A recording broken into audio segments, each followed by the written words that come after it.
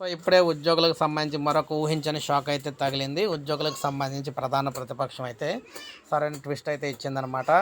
So మనకు చూసుకున్నట్లయితే 2019 తర్వాత నియమించిన హోం గార్డులను ఇతర జిల్లాలకు బదిలీ చేయాలని తేదహ ఎమ్మెల్సీ భూమిరెడ్డి రామగోపాల్ రెడ్డి రాష్ట్ర ఎన్నికల ప్రధాన అధికారి ముఖేష్ కుమార్ మీనాకు లేఖ అయితే రాయడం ద్వారా ఫిర్యాదు చేశారు.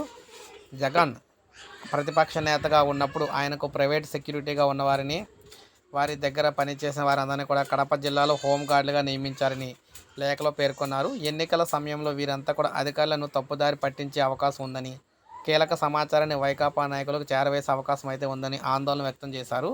వీరిని ఇతర జిల్లాలకు బదిలీ చేయాలని, లేని పక్షంలో ఎన్నికల విధుల నుంచి మినహాయించాలని కూడా వీరైతే కోరడం జరిగిందనమాట. సో వీరందరినీ కూడా ఎన్నికల విధుల నుంచి దూరం చేయండి, లేదంటే వేరే జిల్లాలకు అయితే పంపించండి అని చెప్పేసి ఎన్నికల సంఘానికి అయితే ఫిర్యాదు చేయడం జరిగింది. ఇప్పుడే మనకు అప్డేట్ వచ్చింది. లైక్ చేయండి, సబ్స్క్రైబ్ చేసుకోకపోతే మన ఛానల్ సబ్స్క్రైబ్ చేసుకోండి.